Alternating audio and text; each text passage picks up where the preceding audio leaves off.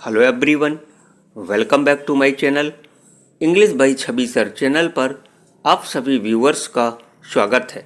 दोस्तों, आज मैं डिस्कस करने जा रहा हूं बीए फर्स्ट सेमेस्टर की यूनिट 5 से मुल्क राज आनंद की short story the barber's trade union का critical appreciation. So let's start the critical appreciation of the barber's trade union. आइए सबसे पहले क्वेश्चन को रीड करते हैं और क्वेश्चन है आपका, give a critical appreciation of the story the barber's trade union. Barber's trade union story का क्रिटिकल अप्रिशिएशन लिखिए। Let's see the answer. और आंसर में सबसे पहले हेडिंग पढ़ते हैं, a realistic story. The barber's trade union by Mulk Raj Anand. Barber's trade union को मुल्क राज आनंद के द्वारा लिखा गया। इज ए रियलिस्टिक स्टोरी, यह एक यथार्थवादी कहानी है, रियलिस्टिक स्टोरी है।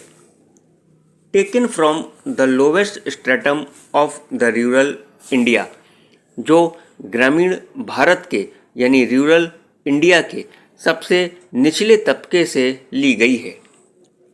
It is study of Chandu, ये स्टोरी चंदू की स्टडी है। हु इज होमलेस, चंदू बेघर है। पॉकेटलेस है यानी जेब रहित है। एंड फादरलेस, और पिता रहित है।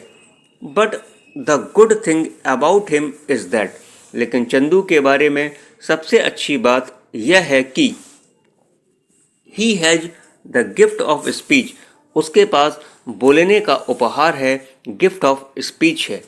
And the qualities of head and heart, और दिमाग और दिल के गुण उसके अंदर मौजूद हैं।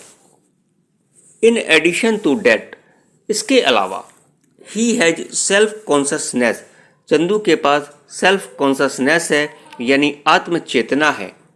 And the power to organise his class against the village landlord, और गांव के जमींदारों के खिलाफ अपने वर्ग को ऑर्गेनाइज करने की शक्ति है यानी संगठित करने की शक्ति उसके अंदर मौजूद है।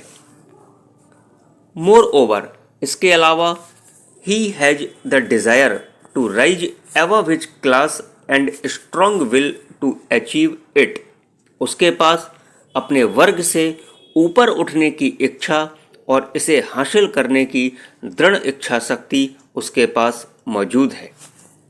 His primary education up to 5th standard comes to his great help, 5वीं कक्षा तक उसकी प्राथमिक शिक्षा यानी प्राइमरी एजुकेशन उसके लिए बहुत मददगार साबित होती है। तो दोस्तों, ये हो गई हेडिंग नंबर फर्स्ट। अब बात करते हैं हेडिंग नंबर सेकंड की, यानी हेडिंग है आपकी theme. The barber's trade union is a thematic story, ये जो बार्बर ट्रेड यूनियन है एक थैमेटिक स्टोरी है यानी विषयगत कहानी है। इट ब्रिंग्स टू लाइट, यह इस बात पर प्रकाश डालती है कि हाउ चंदू, किस प्रकार चंदू कौन था? A boy of low caste, निम्न जाति का एक लड़का था। With little resources at his command comes to organise a trade union of barbers against those, उन लोगों के खिलाफ नाइयों का ट्रेड यूनियन संगठित करने का काम करता था। और विद लिटिल रिसोर्सेज, जिसके पास बहुत कम संसाधन मौजूद थे। Who oppressed and exploited people like him, जो उसके जैसे लोगों पर अत्याचार और शोषण किया करते थे, यानी ऑप्रेस्ड और एक्सप्लॉइट जो लोग थे वो उसके ऊपर क्या किया करते थे? उसका शोषण किया करते थे। बिकॉज, क्योंकि दे वर पुअर, वो गरीब थे। एंड अनऑर्गेनाइज, और असंगठित थे।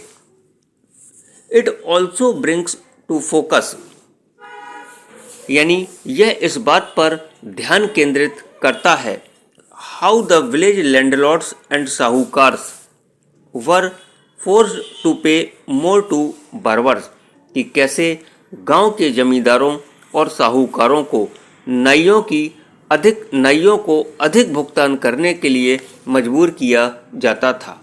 तो दोस्तों ये हो गई हेडिंग नंबर सेकंड। अब चलते हैं हेडिंग नंबर थर्ड यानी characterisation. There are many characters in story.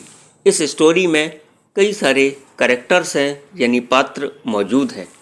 But most of them, लेकिन जो अधिकांश पात्र हैं आर माइनर, वो कैसे हैं? माइनर हैं यानी छोटे हैं। एंड ऑल हाफ लेंथ, और आधे अधूरे होते हैं। एंड दे कंट्रीब्यूट, लेकिन वो योगदान देते हैं लिटिल, थोड़ा बहुत। काहे में योगदान देते हैं? To the development of the story, कहानी को डेवलप करने में यानी कहानी को विकसित करने में थोड़ा बहुत योगदान देते हैं। द ओनली कैरेक्टर, जो एकमात्र कैरेक्टर है, who is dominant and full length, जो डोमिनेंट है यानी प्रमुख है, और फुल लेंथ मतलब पूर्ण लंबाई वाला है। And has a role is Chandu, who is the son of barber, और जिसका जो रोल है यानी जो भूमिका है वो प्रमुख है, और वह है Chandu. The entire of the story, ये जो पूरी कहानी है, मूव्स अराउंड चंदू, चंदू के आसपास चक्कर लगाती है। Chandu is in the centre of story, जो चंदू है स्टोरी का केंद्र है, सेंटर है। He is motivating factor in the story, जो चंदू है इस स्टोरी का मोटिवेटिंग फैक्टर है। दोस्तों मोटिवेटिंग फैक्टर का मतलब होता है प्रेरक तत्व। दो यद्यपि he is a boy of low caste, यद्यपि चंदू एक निम्न जाति का लड़का है। एंड विदाउट रिसोर्सेज, और बिना संसाधन के वो काम करता है यानी उसके पास संसाधनों की कमी है। यट, फिर भी, he has the energy, and उसके पास एनर्जी है। And the will to fight, लड़ने की इच्छा है। और किसके खिलाफ लड़ने की इच्छा है? द एक्सप्लॉइटर्स एंड ऑपरेसर्स, यानी शोषण करने वालों और दबाने वालों की जो दबाने वाले लोग होते हैं उनसे लड़ने की चंदू इच्छा रखता है। He wanted to teach a lesson, वो एक सबक सिखाना चाहता है। द विलेज लैंडलॉर्ड, गांव के जमींदार को सबक सिखाना चाहता है। एंड मनी लेंडर, और साहूकार को सबक सिखाना चाहता है। एंड पंडित, और वहाँ के पंडित को सबक सिखाना चाहता है।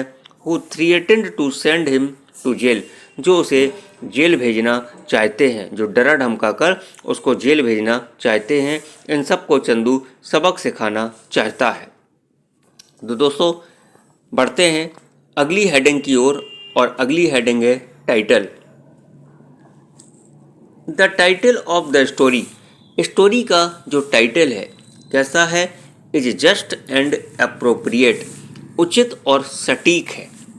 बिकॉज, क्योंकि the story deals with the fact, ये जो स्टोरी है तथ्य से संबंधित है। हाउ, कि किस प्रकार the trade union of barber was formed by Chandu, यानी जो बार्बर ट्रेड यूनियन थी वो चंदू के द्वारा फॉर्म मतलब रूपित की गई थी, बनाई गई थी। A boy of low caste, Chandu कौन था? निम्न जाति का एक लड़का था। विदाउट रिसोर्सेज, और उसके पास संसाधनों की कमी थी। टू टीच अ लेसन, वो सबक सिखाना चाहता था। किसको? टू हिज एक्सप्लॉइटर्स एंड ऑपरेसर्स, यानी शोषण करने वालों को और दबाने वालों को चंदू सबक सिखाना चाहता था। This also brings to light, ये प्रकाश में लेकर आती है, ये जो कहानी है प्रकाश डालती है। How the period of trade union began in India with the rise of class consciousness among the subalterns like Chandu. यह इस बात पर प्रकाश डालती है कि कैसे चंदू जैसे निम्न वर्गीय लोगों में वर्ग चेतना के उदय के साथ भारत में ट्रेड यूनियन का दौर शुरू हुआ था। तो ये हो गई हेडिंग आपकी। अब बढ़ते हैं लास्ट हेडिंग की ओर, और आखिरी हेडिंग है दोस्तों language. Mulk Raj Anand is a master of language. जो मुल्क राज आनंद हैं वो भाषा के मास्टर हैं। He uses appropriate words and phrases. वो उचित शब्दों और वाक्यांशों का प्रयोग करते हैं, but does not refrain from using the abusive language. लेकिन एब्यूसिव लैंग्वेज मतलब अभद्र भाषा का प्रयोग करने से बाज नहीं आते हैं। विच द विलेज फॉक, जो गांव के लोग हैं, कॉमनली यूज, आमतौर पर यूज करते हैं इन देयर डेली लाइफ, अपनी रोज़मर्रा के जीवन में जिस अभद्र भाषा का प्रयोग गांव के लोग करते हैं, ठीक उसी प्रकार की भाषा का प्रयोग मुल्क राज आनंद करते हैं, और इस भाषा का प्रयोग करने से वो बाज नहीं आते हैं। विजय चंद कौन है ये? द विलेज लैंडलॉर्ड, गांव के जमींदार हैं। Uses the abusive term for Chandu, ये चंदू के लिए अपमानजनक शर्तें रखते हैं। When appears in the dress of doctor, जब चंदू गांव में डॉक्टर कलाम के कपड़े पहनकर, कलाम के जैसे कपड़े पहनकर आता है, तो अभद्र भाषा का प्रयोग गांव के साहूकार या गांव के जमींदार के द्वारा चंदू के लिए किया जाता है।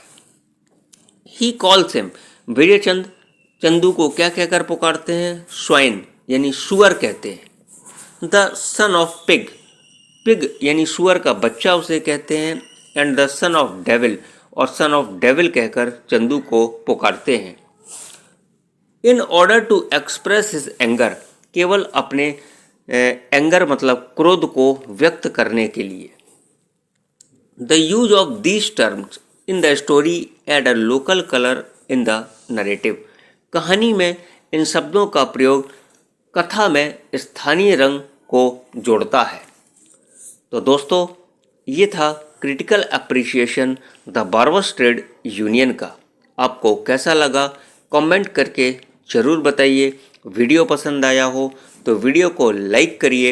यदि आप चैनल पर नए हैं तो English by Chhavi sir channel को सब्सक्राइब करिए।